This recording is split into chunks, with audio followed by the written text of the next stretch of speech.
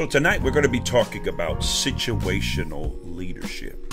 Situational leadership, which is something that I believe is going to be very important for us as senior leaders to add what I call this as a weapon in our arsenal of training and developing people. When you come in, please let me know who's coming in. Let me know where you're watching us from. We'd love to be able to shout you out tonight. There'll be a couple things that we'll ask you to type on the screen tonight. I believe this lesson is going to be really something that will help us as leaders. We're going to be talking about situational leadership. Not going to take a lot of time tonight, but we will take the time to make sure that what we put in. God bless you, Apostle O'Shea. God bless you, sir. So we're going to talk about situational leadership, adapting leadership styles according to the maturity level of your subordinates.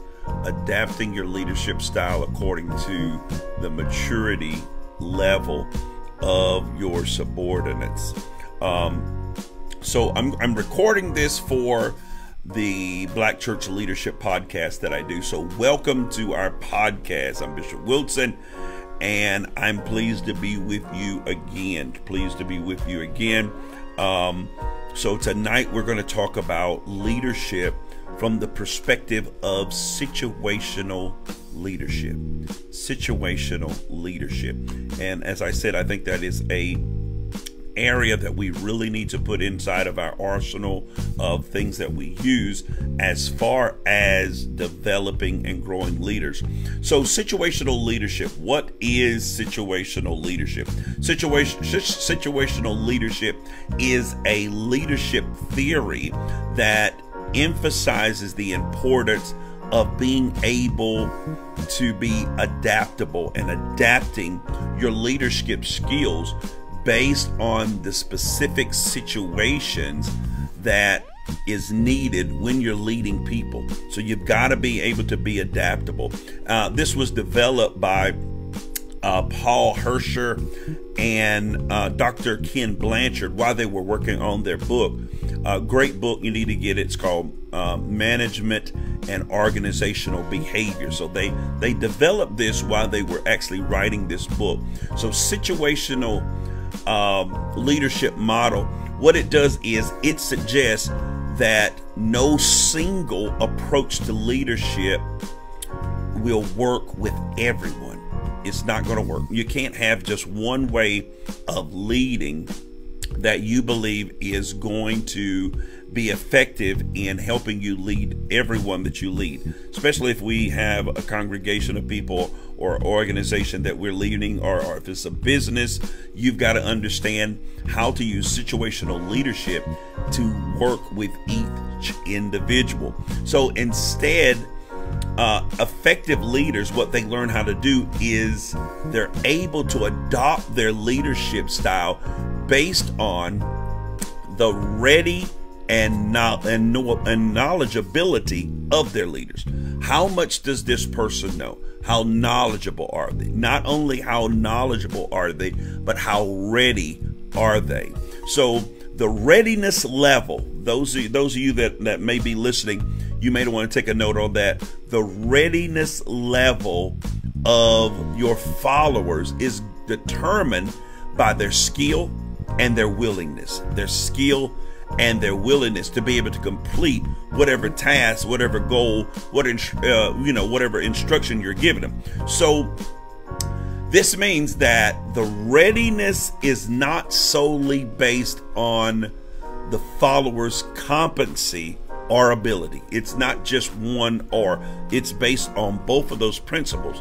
So when we look at that, is the person motivated?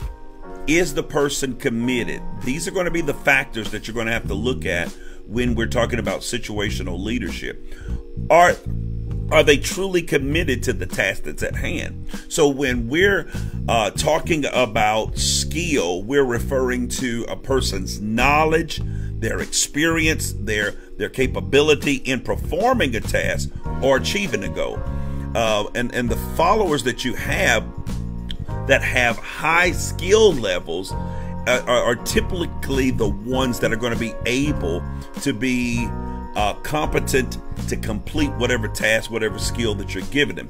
So a willingness, on the other hand, when we begin to look at willingness, you've got to understand that when we're talking about willingness, we're referring to a person's motivation, that person's confidence, and that person's commitment. Their motivation, their confidence, and their commitment to the task. So it's also taking into account their attitude about the situation. What is their attitude? How are they enthusiastic? What is their level of engagement towards the assignment that you've assigned to them? Many times the people that follow us, they may have a high willingness to do, and when they are at that place where they're willing to do, you're going to find that they're motivated and they're dedicated to the task that you're giving them. So when we combine those two, their skill and their willingness, this is going to determine whether the person is ready. It's going to give us the level of their readiness. So we need to take the time. It's important that we take the time to find out if the person has the skill set and the willingness to do. So when we do that, this should guide us in selecting the appropriate leadership strategy or skill or style that we're going to use, because this has enormous benefits.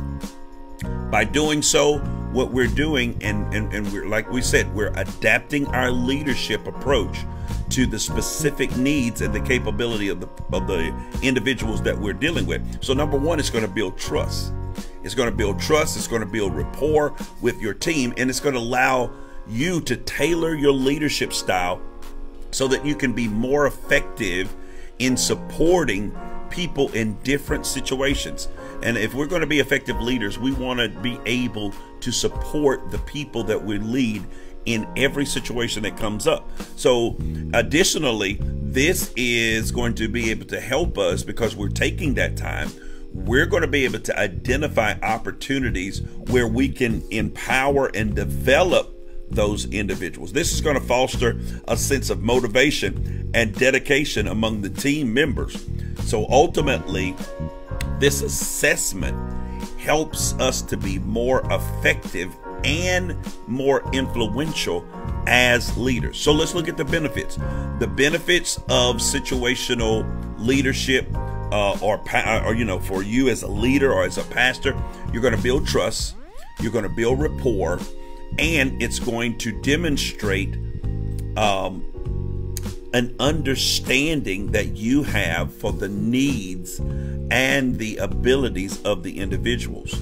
Now, one of the things that one of the slogans that I often use, I get it. It came from Zig Ziglar. It says, "People don't care what you know until they know that you care about them." They don't care what you know until they know that you care about them. So what that's talking about, that's not talking about, that means you caring for them as an individual, not just what they have to offer. When we're leaders, we have to care about people, not just what they offer to us. Do you take the time to build relationship with people? Not just on a business level, not just on a church level. Are you asking about their family? Are you asking, is there any situation that you can help them with? So many times we're so gung-ho about doing church, but are we taking time to show people that we care about them? God bless you, Pastor Shanta. So it's important. People don't care what you know. They don't care how much you know, how smart you are. They don't care anything about your titles until they know that you care about them as an individual. They want to know that you care for them as an individual. So that means what happens when you begin to do that, it enables you as a leader when you're becoming more adaptable, it enables you as a leader to have the opportunity to empower and develop the leadership potential within your congregation, within your team. When you start building your team along the lines of situational leadership, you're showing them individually, I care about you as an individual. And this is going to foster a sense of motivation. It's going to show them how dedicated you are, not just to the church, not just to the goal that you have in front of you, but how dedicated you are to them as individuals. God bless you, Pastor Lancaster. God bless you, man. So there are 4 situational leadership styles. As I said, I won't be with you long tonight. 4 situational leadership styles that were developed out of this theory of situational leadership. So there's 4 styles. The style that you use, remember, is determined by who you're working with. This leadership style is flexible. It's determined by the readiness of the people that you're working with. So remember, you have to be adaptable, and you have to be able to adapt your leadership style according to the individuals that you're working with. So according to situational leadership model, there are 4 types, and we're going to go through each one of those types here tonight real quickly. Number 1, the first one is directing. So when you're using the directing leadership style, it's suitable for when the people that you're working with have limited knowledge and limited motivation. They have you're asking them to do something they've never done before. So they have limited knowledge, they have limited motivation. And this style, when you use it as a leader, you've got to be willing to give clear instructions.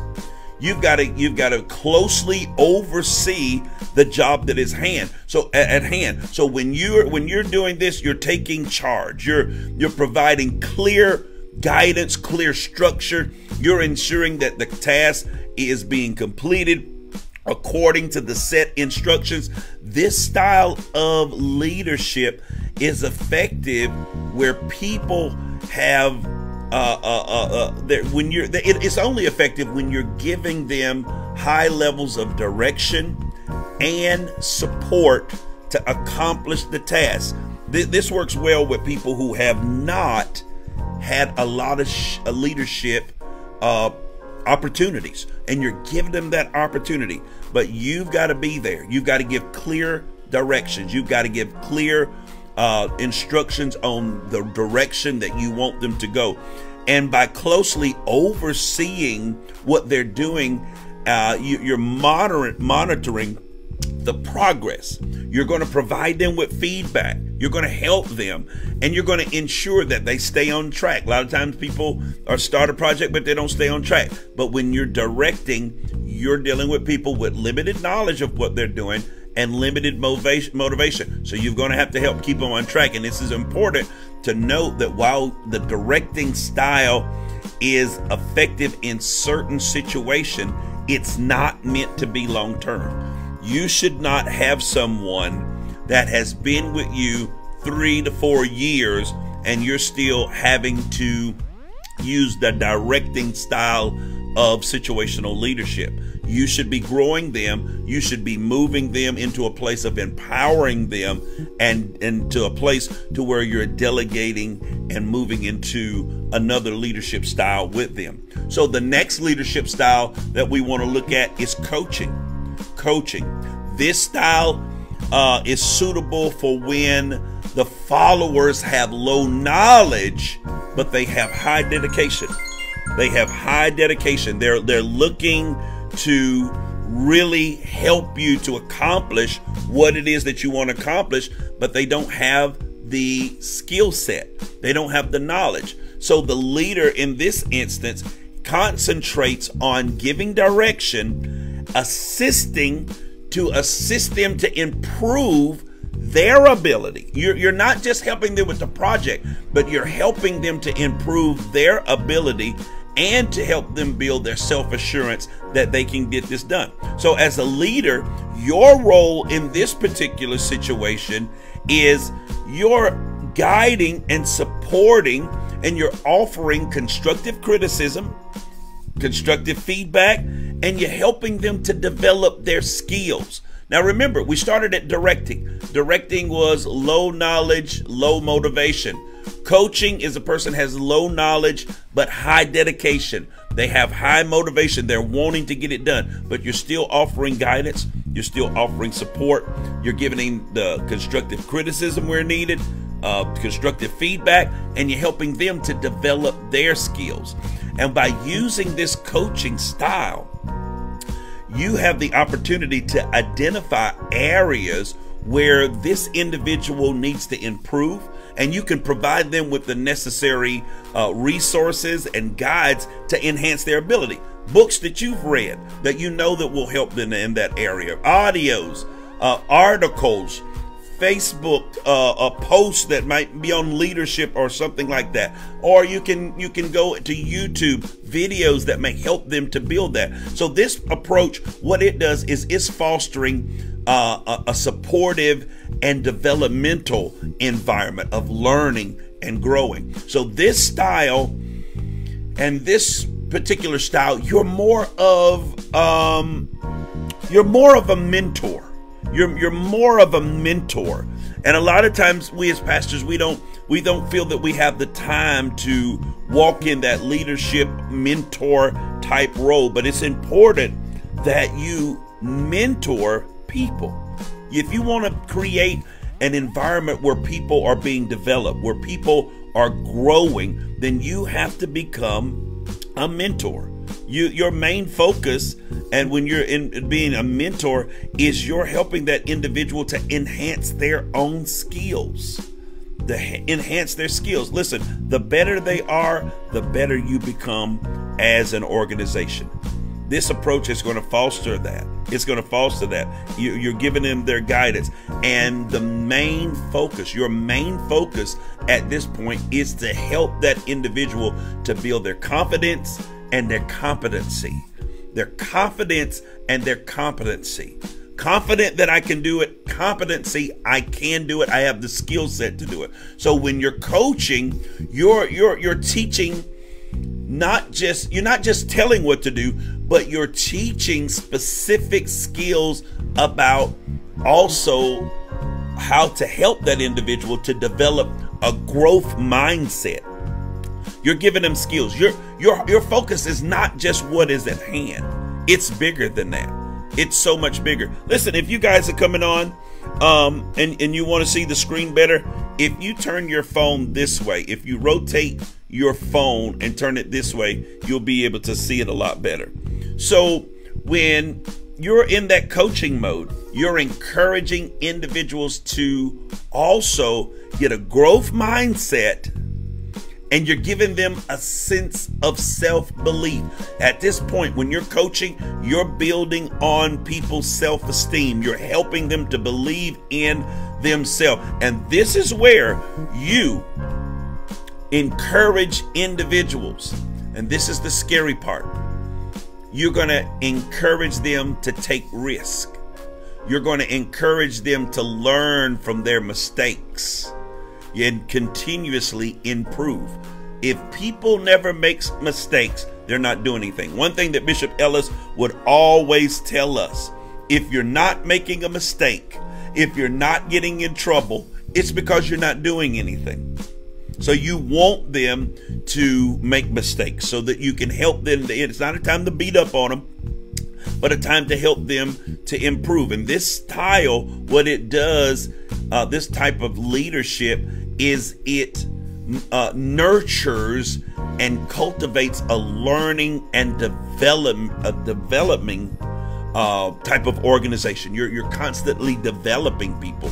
You're grooming people to go higher.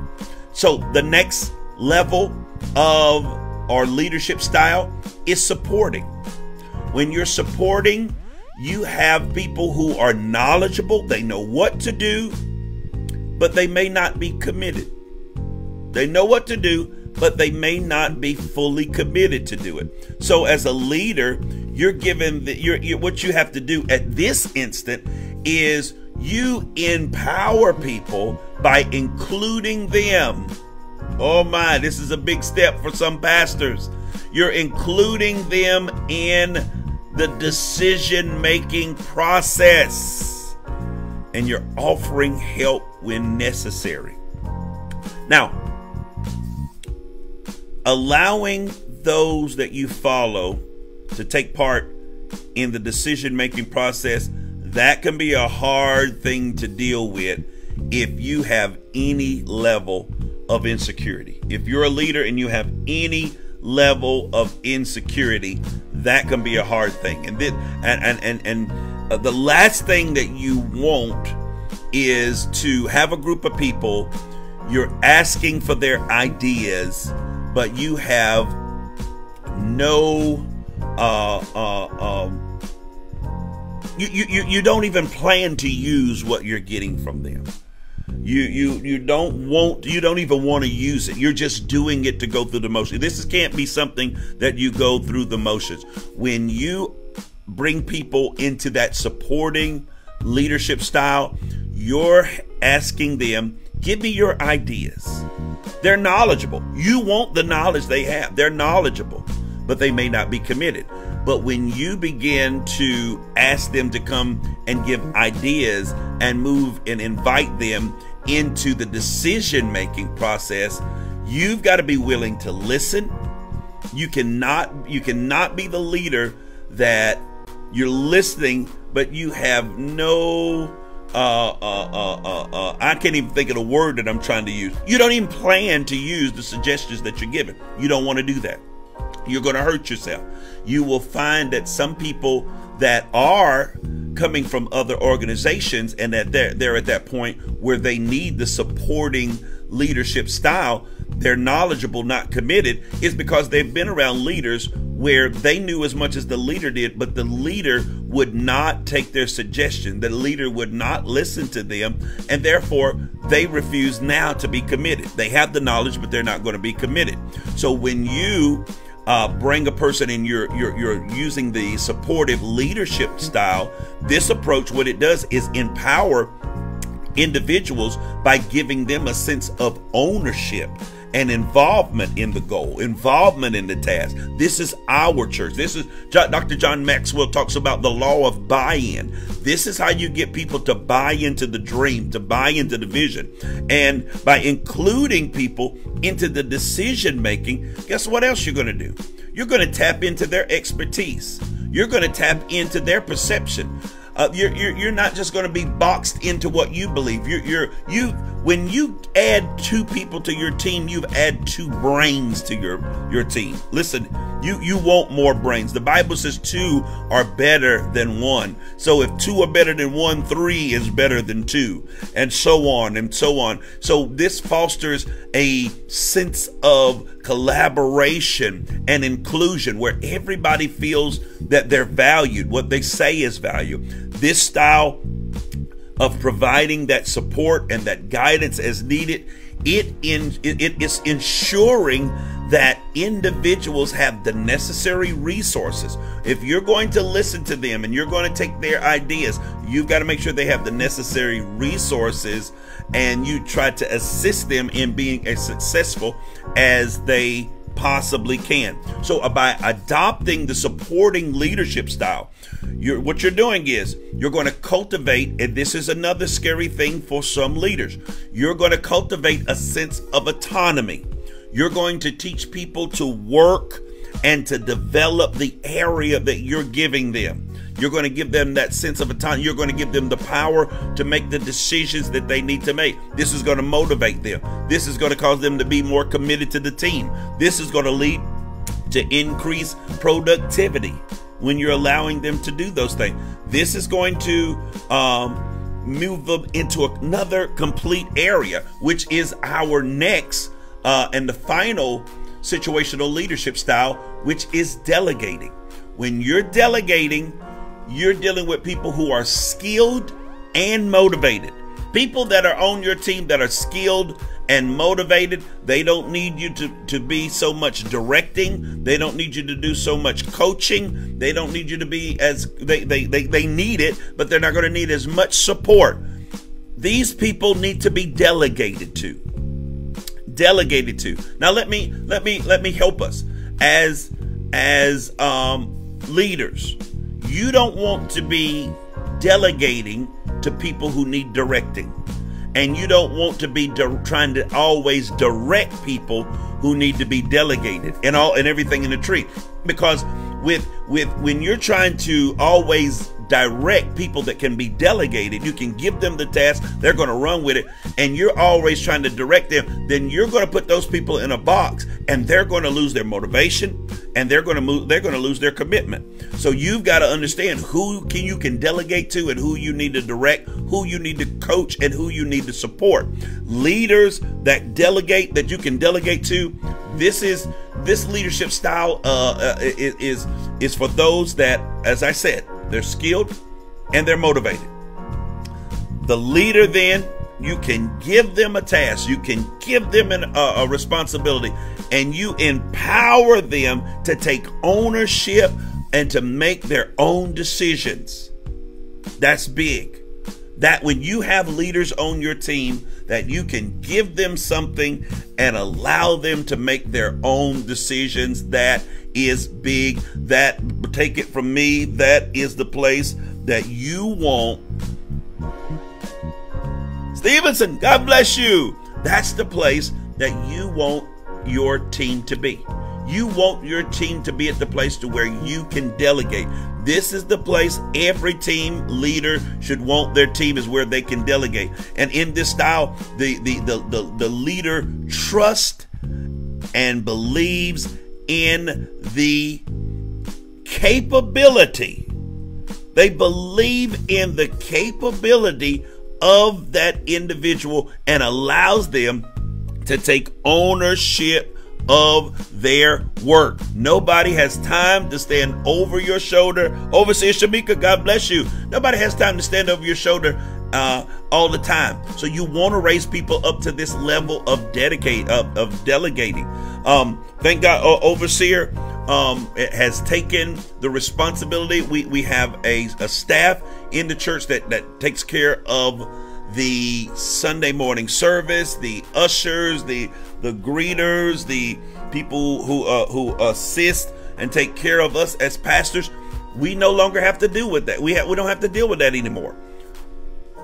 Overseer Bowers, she meets with them. She has her own meetings. She asks which direction we're going, and she takes the role of being in charge of that. And guess what? She's doing a wonderful job. She's been delegated at that position, and she's running with it. And what it does is it lifts the load off of us. And by delegating tasks, listen, you're distributing the workload. You're distributing, and it fosters a sense of autonomy. People feel like, I am a part of this. I have a part to do. They become more accountable to their leaders, and more accountable to the team. You as a leader, you have to empower. You have to motivate. And the way you do that is you give people opportunities to make decisions so that they can contribute to the success of the team and the organization. So delegation, when you get to the place that you're delegating, when you're delegating to people on your team, you're developing, you're helping them to develop problem-solving skills. Don't, for God's sake, do not let me delegate something out to you and I got to make all the decisions. That's not going to work.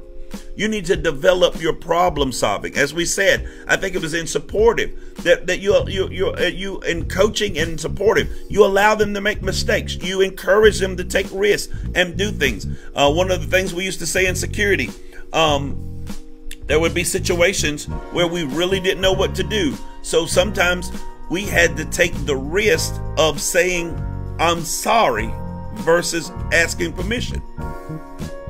And many times, sometimes it got us in trouble. Sometimes it got us a pat on the back.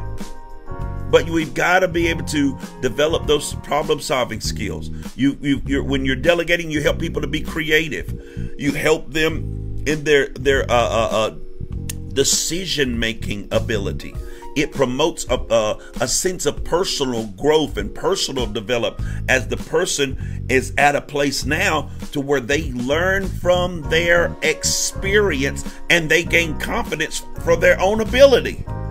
Sometimes people are only able to do because they have confidence in your ability to be there to assist them. But when you're delegating people, you've raised them up, you've directed them, you've coached them, you've supported them, and now they're at the place to where they're gaining the confidence from their own experience, and they're beginning to be confident in their own ability. They become competent. So in addition to allowing you as the leader to not only have a greater team at that point, it also allows you as the leader to focus on higher level strategic tasks that need to be done. That you can prepare. If you're a preacher, you can prepare your message, and you have time to work on your message all week, and you're not in this meeting and in that meeting and trying to direct this group and you're able to the high level tasks. Now you can handle those because everything else has been assigned out, and someone else is taking responsibility for that. Now, of course, please understand, you do not leave them alone.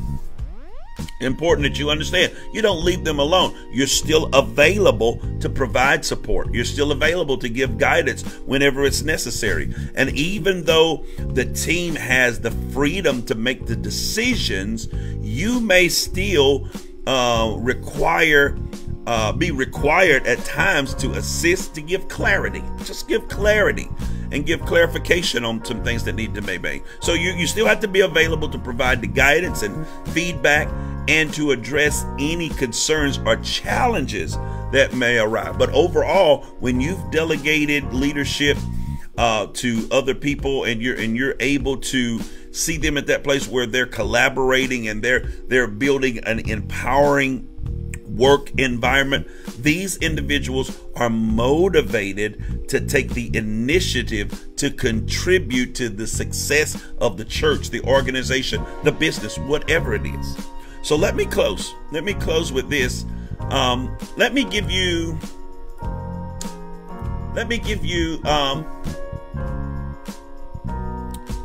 the keys. I went backwards. Let me give you the key principles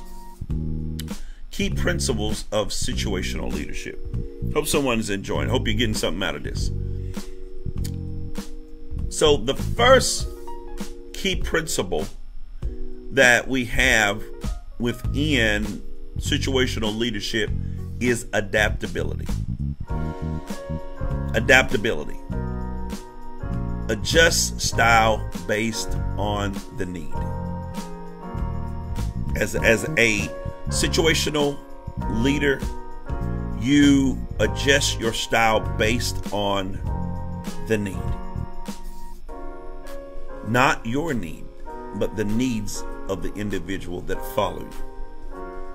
And an example of this is Moses is in the Bible, where Moses began to delegate authority to capable individuals. He became adaptable. Now, first of all, the first time around, Moses didn't listen to his father-in-law, and his father-in-law had to come to him and said, "Hey, Moses, you got too much on you." Moses, the Bible said he would sit from sun up to sundown listening to the issues of the people. Remember, we're talking about millions of people that he brought out of Egypt. And he would sit there for hours listening to their complaints. But when he began to delegate, he chose out capable men. The Lord took of the spirit that was on Moses. I don't even want to get into the spiritual part of this. But when you're at that place, to where you are directing, coaching, supporting, and delegating, you're literally having a transfer of spirit. That's the spiritual part of it.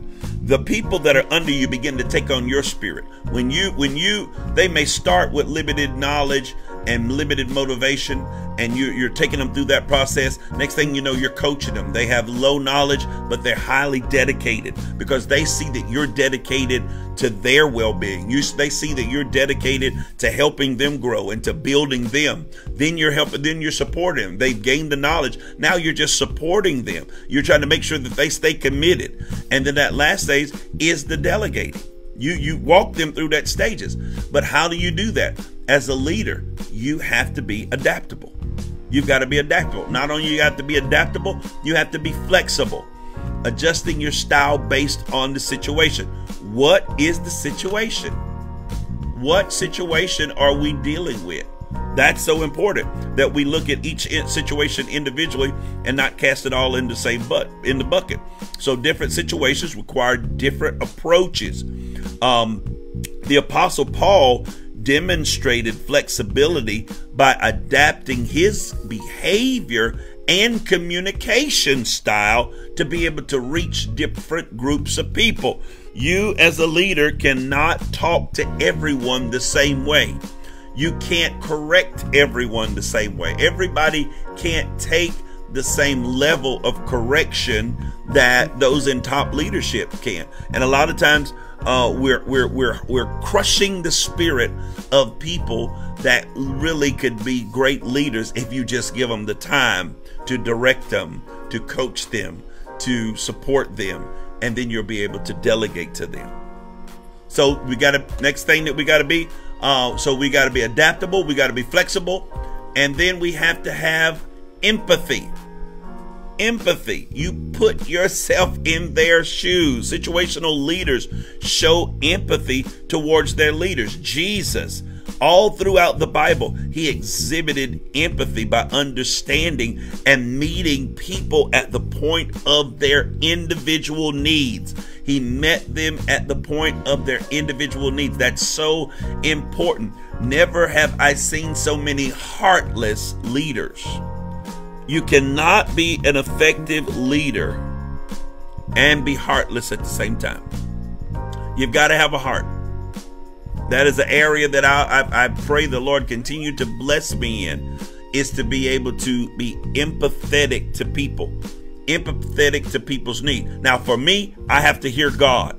I was on my way home today, seen a lady that was asking for money. And I heard God say a certain amount. And I said, God, I said, okay, I hear you. I know what needs we have. I know that we can sow and it shall be given back to us 100-fold. So God, I'm going to sow. Pulled the car over, did what God said. That was God causing me to be empathetic, to understand that could be me. So another principle, after we learn adaptability, flexibility, empathy, is you need to learn how to delegate. You've got to learn delegation. That's being able to find those people who have high knowledge and high skill, giving them responsibility, letting them take ownership of that particular aspect of that task, allowing them to do it. The next principle is, as a situational leader, you've got to be a visionary leader. Visionary. All leaders are not visionary leaders.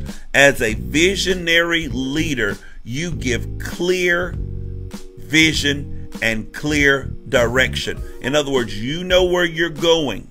You don't leave people in the dark.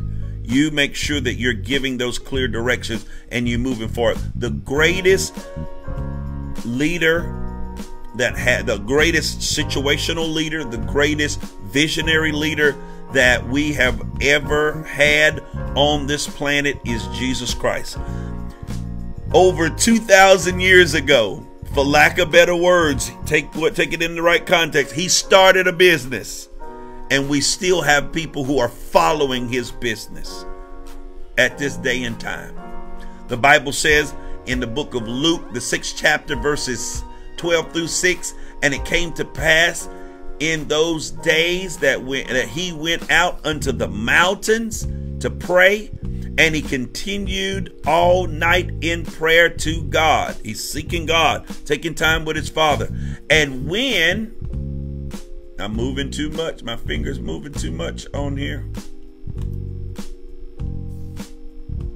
It says, and when it was day, he called unto him his disciples, and of them he chose 12. Now remember, please understand, in the Bible, if you read it closely, Jesus had the 120,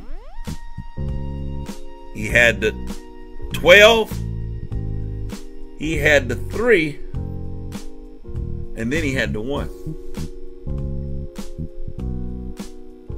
Remember, he had the 12 at this point when he's praying. He went back again, he only had 3 with him. He had Matthew, Mark, and Luke. No, it was John.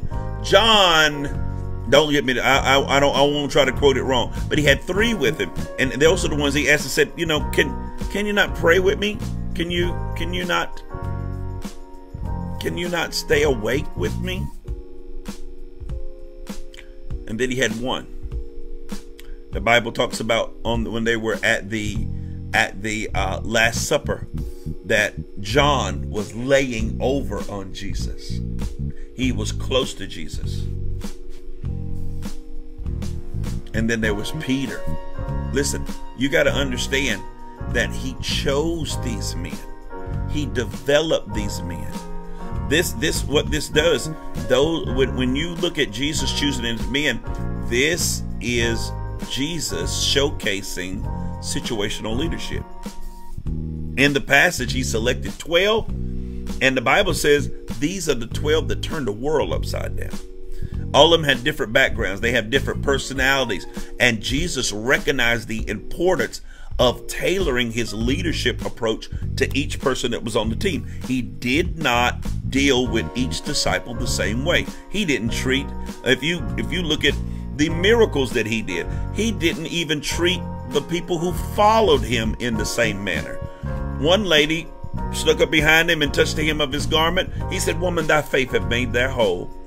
One lady come to him and asked, will you come and heal my daughter? And he said, "It's not meet for me to give the children's bread to the dogs." He called the woman a dog. He did not deal with everyone, but he knew something about her that was needed, because then the woman said, "Even the dogs eat the crumbs that fall from the master's table." He used that as a learning opportunity and looked around at the others and said, "No greater faith than this have I seen in all of Israel." He wanted them to see her faith. So he approached each person uniquely. He recognized the different situations and called for different approaches of leadership and how to deal with people. He understood there's no one size fit all. He approached every situation differently so that he could be effective in developing these men into effective leaders. Now, what this does, this demonstrates the principle of situational leadership, where leaders must adapt our style to meet the unique needs and capacities of the people that we lead. So Jesus was a leader who knew how to adapt. You've got to know how to be adaptable. He understand that being a good leader meant considering the needs of the people that were following him. If you're going to be a good leader, you've got to consider the needs of the people that follow you. Jesus didn't let his own desire and preference dictate his actions. He didn't do that. Listen, he knew that if those disciples, those 12 disciples, were going to be the ones that were going to turn the world upside down, that he had to deal with them specifically. It meant taking into account the specific situations that they were dealing with and dealing with them as needed. For instance, Jesus displayed compassion and supportive leadership when the disciples were feeling discouraged, when they were lacking in their faith. He was there. He was supportive. He was compassionate. On the other hand, when they kind of got out of hand, he provided correction. He provided guidance. You do not, as a leader, you cannot always break the whip, and you can't always kiss the boo-boo. You've got to be able to have that happy medium in between. This incites the importance of being flexible, of being adaptable in your leadership. As a leader, you must assess every situation and adjust your approach. So in conclusion, by following Jesus' example, we as leaders, as pastors, as business owners, as team leaders, we can learn valuable lessons on how to effectively lead in different situations. So I usually deal with pastors. So let me close this out by saying, for pastors, pastors should adapt and adjust their leadership skills to meet the needs of the people in their congregations. Pastors should be flexible and adapt their approach to different situations within the church. Pastors should demonstrate empathy towards the unique needs and challenges of their congregants. Pastors should delegate tasks and responsibility to empower and develop the leadership potential within the church. It can't be a one-man show. Pastors should provide a clear vision and direction to inspire and guide those that are in the congregation. So important that all of this is in place, that every bit of this in place. I am so sorry, guys. I did not know the music was still playing the entire time. I hope it was not a big distraction. But I do hope that you guys have enjoyed this. I presented this tonight as a part of the Black Church Leadership Podcast. I hope that you will go back, that you will take the notes. If anybody wants the slideshow, please let me know. I would be more than happy to get that to you. So remember, God is the greatest power. He is absolutely the greatest power, and we are not defeated. We are absolutely not defeated.